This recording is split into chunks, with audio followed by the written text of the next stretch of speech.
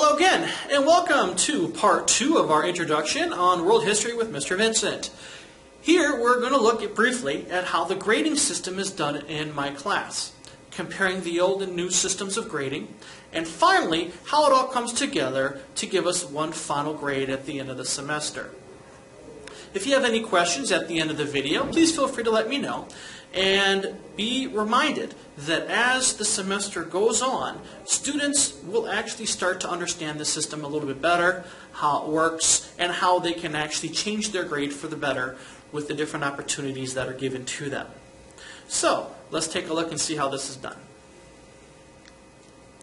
In my class, we do something called standards-based grading, which simply means that students are graded based upon the standards or expectations that are set forth by the state of Wisconsin. So, you're probably asking yourself, what are standards? Well, standards are how teachers and the state evaluates if a student has learned what they're supposed to have learned. These standards are determined by the Wisconsin Department of Public Instruction and serve as a benchmark for what students are expected to know by a certain grade.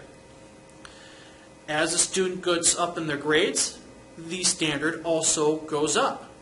In Wisconsin, there are 21 different groups of standards broken up by level and subject area.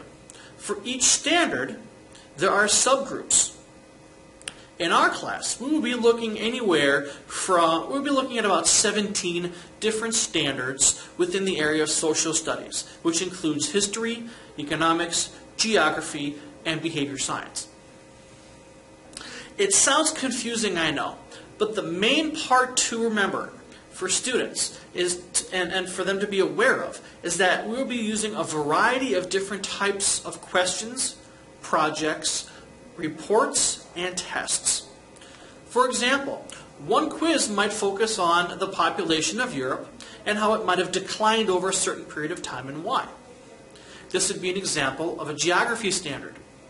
We might also have another quiz that talks about Napoleon, for example, and the rise and fall of his power and what would have caused that. This would be an example of a history standard.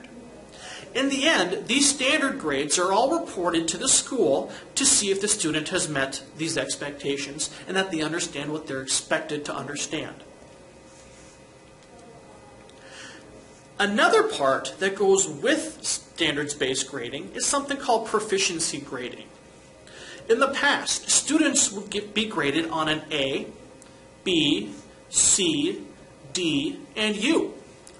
The new way is graded not on how they did on an assignment so much, but it's based on whether or not they performed at grade level. Do they understand what they're supposed to understand at this grade level based on their answer? Think of it this way. If I ask a third grader to write me about how the United States became a country, and I ask the same question to a high school student, I'm going to get similar answers, but different levels of answers. Okay? A high schooler is going to give me more details, more specific, maybe dates, and should be able to give me some sort of an opinion or evaluate some information on there and come up with some sort of justification for the event that might have caused, say for example, the American Revolution. Okay? A third grader might not be able to go into that kind of detail. However, a high school student, we would be expecting that. Okay? So because of that, the standard for a third grader is different than the standard for a high school student. For many parents and students, this is a shift from traditional grading practices. The thing to remember is that with proficiency grading, the teacher is looking to make sure the student is understanding the materials that they should understand at their particular grade. Let's see how this looks. So, in the past, we've had the A, B, C, D, and U grading system that we've mentioned earlier. This was useful when we would be determining how students performed on a test. A student that got a 90% would get an A, or a student that got an 85% would get a B, so on and so forth. Well, the difference now is because we as teachers are looking to see how students are performing at the levels of other high school students. They're being compared to students, not being compared to a test. Okay? Can he or she perform an analysis of a topic or make predictions about some event? To do this, we use this proficiency scale. So, instead of having a 5-letter proficiency scale, now we have a 4-level system. Okay? The first level is advanced. Advanced simply means that they are performing above their grade level. So if I'm teaching a sophomore class and I give a student an advanced grade, that means they're doing work that I would expect from a junior or senior to do. That means they're doing awesome. If that student gets a proficient grade or a PR grade, that means they are exactly where they should be at that level. If they're taking a sophomore test and they get a proficient on that test, they're doing exactly what they're supposed to be doing, which is what all sophomores should be doing. Underneath that, we have what's called a basic grade. That means they're doing a little bit below grade level, a little lower than the expectation. That would be something to look at, to consider. It's not bad, but they're just a little below average. And the final level is MI, which we call the minimal level. This is for those students that are well below where they should be. And we need to take a serious look at how we need to get that student up to these higher, more proficient levels.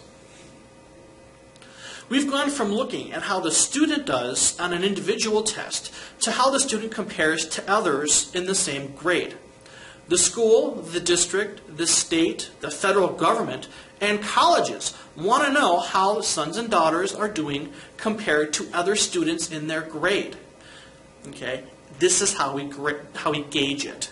This is how we can look at how Milwaukee students are doing compared to Los Angeles students of the same grade. This is how we compare it. If you'd like to see sort of a comparison with the old method and the new method, here's kind of a way to look at it. Before we had a letter A, that would be kind of like an advanced grade today. Okay, a student that had an A did an awesome, amazing, perfect job, or almost perfect job, which is above average. Okay? If a student got like a B or a C on a test in the past, now they probably would get what's a proficient grade. Okay? Which means they're doing the average, or maybe a little bit better than average. They're doing fine. We're not worried about them. A student that gets a D before would probably now get a basic score. They're still okay, they're not terrible, but they need some extra help. And finally, we had the U or the F, which now would be considered a minimal score, which we certainly need to look at to see what we need to do to get that student to a higher level.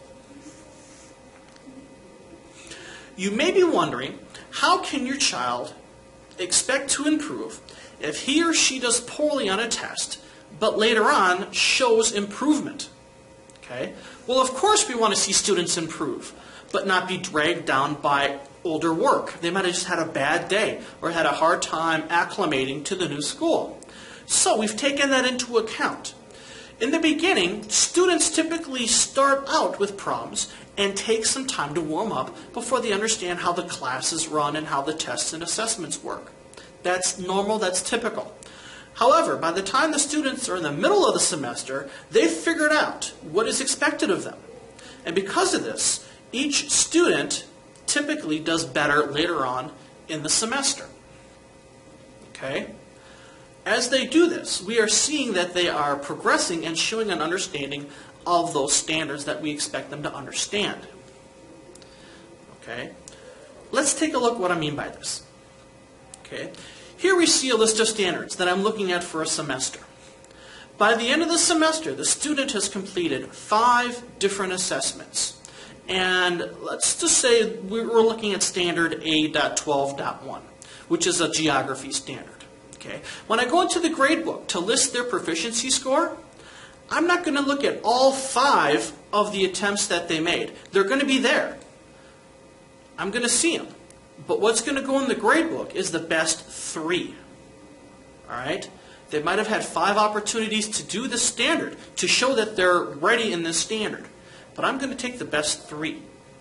That's to their advantage. Okay? The computer then tabulates those 3 with all the other standards, the top 3 standards for all the other ones that they're expected to do.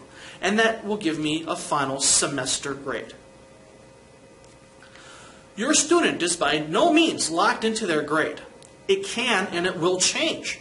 It is important to understand, though, that if the student does not provide at least 3 samples of each standard, it will affect their grade. For example, if a student only provides me with 2 samples, that 3rd sample is put in as an incomplete, or an O, as we grade it, and it gets tabulated as a negative mark. Okay, so it's important that they complete at least 3 of the opportunities for each standard. Each assessment is important. The more samples you've given me, the better chances you have to get a better grade on the standard. Within my course, students will be showing their understanding of the standards through a variety of different assessments, or through different ways. We'll be using tests, quizzes, projects, and a thing we call DBQs, or DBQ papers. Okay? These 4 items are recorded in the gradebook and tabulated towards their semester grade. Student homework, however, is considered to be practiced and to be completed in order to prepare for the assessment. You can't take the test until you prepare for it, but you should not be graded on something you're still learning. That's the idea here. We don't want to negatively affect your grade for something you're still trying to understand. That's why homework is not graded. Okay? Students can take the assessments, or students cannot take an assessment until they have met certain criteria. Okay? Among them is completing a certain amount of homework. Okay? Which will be different depending on the unit that they're doing. Okay? I want to make sure that before students take a test or take a quiz, that they are ready for it. Okay? And to show me that they're ready for it, they have to prove it to me through their logs, their work logs, and their homework. Homework technically is not graded, but it is still required to be done before they can take the test or the quiz, for example. By the end of the semester, students should have completed all the assessments that have been made available to them. The best 3 of each standard is tabulated and averaged together to give us one final semester grade. However, the last thing to remember about this, though, is that semester grade is not the end of it. Okay, that's just the semester. We still have the final exam for the semester. Okay, the final exam is made up of 25% of the entire grade, of the final official score. Okay, the semester grade, the 18 weeks, is the other 75% of their grade. Okay, the semester exam can make or break a student's final grade, especially if he or she is on the border between a grade, between, let's say, an advanced and a proficient. That exam is going to determine whether or not they become advanced or if they stay at that proficiency level. It's important for students to take that exam seriously. It is their last chance to improve their semester grade and show us what they know. With that, I'm pretty much done giving kind of a brief introduction of how the grading system works in my classroom. Please make sure that the classwork is getting done prior to attempting the assessments. Okay? It has to be done. I won't let you take the test unless it is done. Okay? Students will not be allowed to take the assessments unless they've shown me that they're ready for it. With that, if you have any questions, please let me know. I'm more than happy to answer anything you need. I encourage you to contact me. Please use my email address or leave me a message in the office, and I'll be sure to get back to you as soon as I possibly can. Thanks again, and have a great day.